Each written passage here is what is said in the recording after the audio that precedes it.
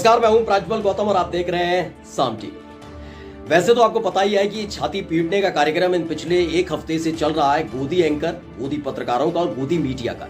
वो लगातार विपक्षी पार्टियों के मोर्चे यानी इंडिया को चिंदी और तमाम नामों से संबोधित कर रहे हैं। वो इतना भूल गए हैं कि जिसको चिंदी नाम से आप बुला रहे हैं वो इंडिया नाम का अलायंस है, यानी अपने ही देश के नाम के साथ खिलवाड़ करने का काम जो साहिब ने किया था गुप्त मीटिंग में, जिसका खुलासा रविशंकर प्रसाद ने कर दिया था कि कैसे गुप्त मीटिंग में अपने सांसदों के साथ बैठकर हंसी ठिठोली कर रहे थे साहिब विपक्षी मोर्चे यानी इंडिया के नाम से, कि इंडियन मुजाहिदीन और ईस्ट इंडिया कंपनी ने भी इंडिया नाम का जिक्र किया था और इस्तेमाल किया था। वैसा ही काम इन दिनों गोदी मीडिया के एंकर और पत्रकार कर रहे हैं, क्योंकि उनकी पोल खुल गई है।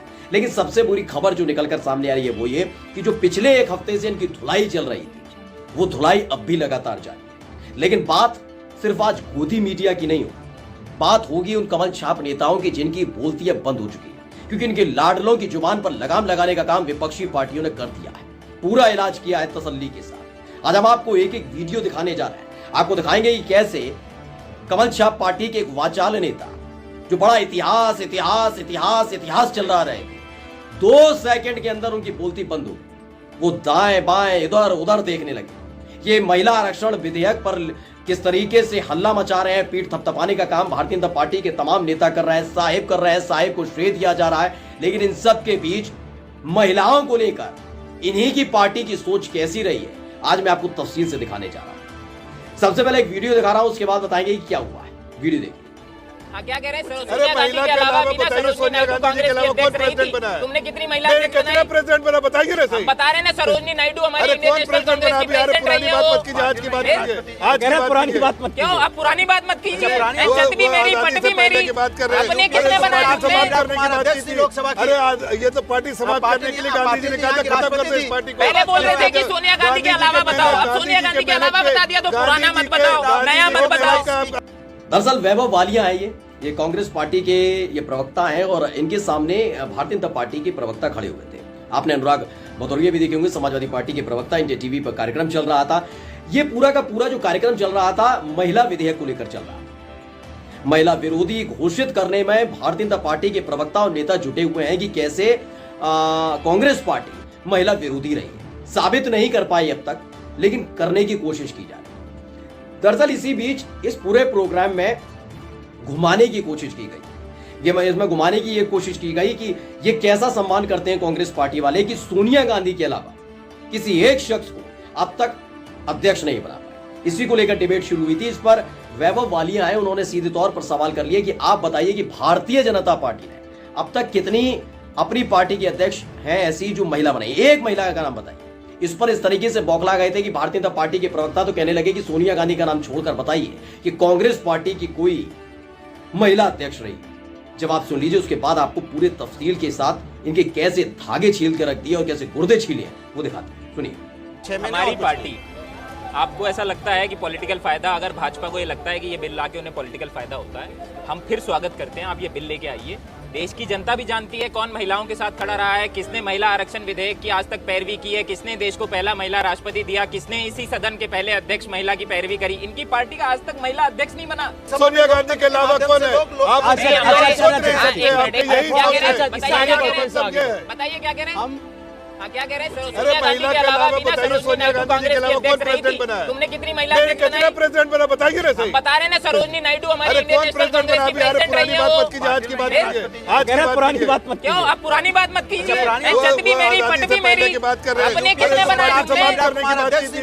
अरे ये तो पार्टी समाप्त करने के लिए गांधी जी ने कहा था खत्म कर दो इस पार्टी को। पहले बोल रहे थे कि सोनिया गांधी के अलावा बताओ, अब सोनिया गांधी के अलावा बता दिया तो पुराना मत बताओ, नया मत बताओ।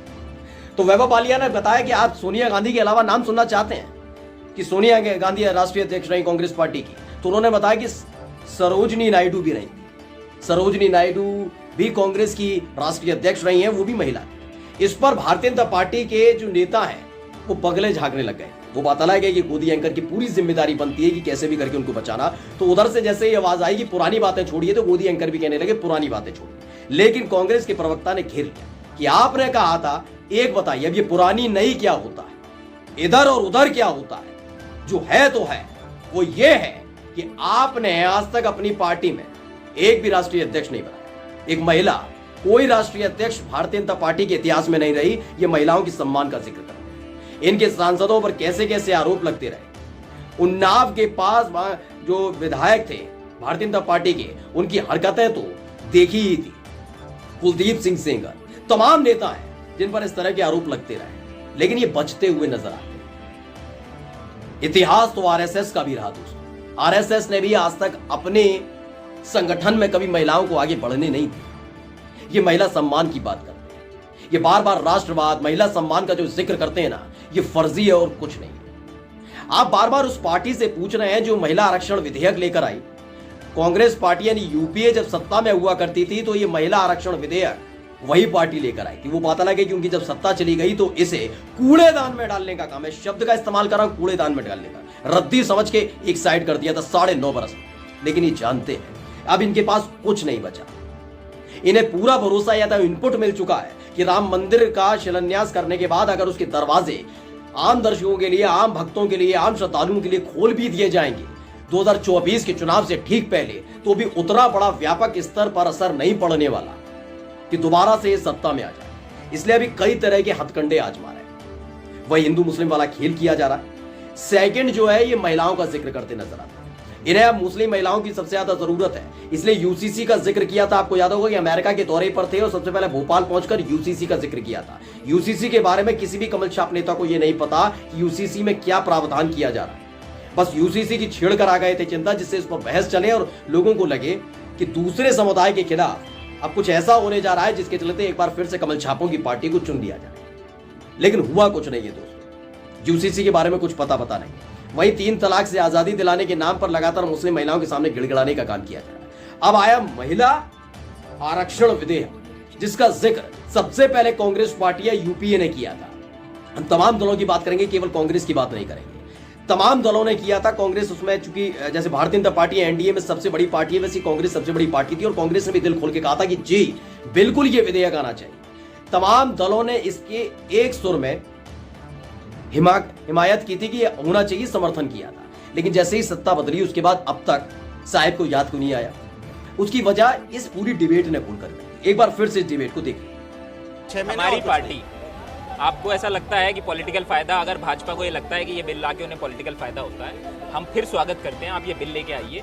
देश की जनता भी जानती है कौन महिलाओं के साथ खड़ा रहा है, किसने महिला आरक्षण विधेयक की आज तक पैरवी की है, किसने देश को पहला महिला राष्ट्रपति दिया, किसने इसी सदन के पहले अध्यक्ष महिला की पैरवी करी। इनकी पार्टी का आज तक महिला अध्यक्ष नहीं बना। सोनिया गांधी के अलावा कौन है? बताइए क्या कह रहे हैं? क्या कह रहे हैं? अरे महिला के अलावा बताइए, सोनिया गांधी के अलावा कौन प्रेसिडेंट बना है? तुमने कितनी महिला कितने प्रेसिडेंट बना बताइए ना सही। बता रहे ना, सरोजनी नायडू हमारी इंडियन नेशनल कांग्रेस की प्रेसिडेंट रही है। पुरानी बात मत कीजिए, आज की बात कीजिए। आज की पुरानी बात मत क्यों? आप पुरानी बात मत कीजिए। छत भी मेरी, पट भी मेरी। बात कर रहे हैं अपने कितने बनाए लोकसभा। अरे ये तो पार्टी समाप्त करने के लिए गांधी जी ने कहा था खत्म कर दो इस पार्टी को। पहले बोल रहे थे कि सोनिया गांधी के अलावा बताओ, अब सोनिया गांधी के अलावा बता दिया तो पुराना मत बताओ, नया मत बताओ। तो इंडिया टीवी पे जो डिबेट चल रही है इससे पता लग सकता है ना, ये बहुत छोटा उदाहरण है। मैं उदाहरण सिर्फ आपके सामने इसलिए लेकर आया हूं दोस्तों कि बड़ी बड़ी बातें करना, इतिहास रच देने की बात करना, ये बाल नरेंद्र की मगरमच्छ वाली कहानियां सुन सुनकर जो बड़े हो रहे हैं ना, व्हाट्सएप यूनिवर्सिटी से जो ज्ञान प्राप्त कर रहे हैं, ये उन्हीं का खेल है सारा का सारा। ये इसी के इर्द गिर्द घूमते हुए नजर आते हैं। इनके इर्द गिर्द सिर्फ यही वाली सारी बातें होती है। ये अलग अलग तथ्य देते हुए नजर आएंगे, लोगों को बेवकूफ बनाते हुए नजर आएंगे। लेकिन आज तक बता नहीं पाए कि भारतीय जनता पार्टी ने तब से लेकर अब तक एक भी महिला राष्ट्रीय अध्यक्ष क्यों नहीं बनाई? क्या ताकतवर मंत्री नहीं थे, ताकतवर चेहरे नहीं थे? सुषमा स्वराज से बड़ी वक्ता कोई है इनके पास थी, लेकिन नहीं, इन्होंने कभी नहीं बनाया। ये कभी चाहते नहीं थे कि किसी महिला का कद इतना बढ़ जाए। वरना महिला महिला महिला महिलाओं के सम्मान में भाजपा मैदान में का नारा देने वाली, बेटी बचाओ बेटी पढ़ाओ का नारा देने वाले साहेब आज तक सोच नहीं पाए। ये कहते ना, महिला दी सबसे पहले महिला लोकसभा की अध्यक्ष देने वाली कांग्रेस पार्टी है। इस देश को सबसे पहली महिला राष्ट्रपति देने वाली कांग्रेस पार्टी, ये महिलाओं के बारे में बात करते हैं। इनकी पोल खुलने लगी है। तभी तो देखा डिबेट में जैसे ही कहा कि आपके पार्टी में कौन से राष्ट्रीय अध्यक्ष रही महिला, तिलमिलाहट उठी थी, चेहरा इधर उधर देखने लगे थे। नमस्कार।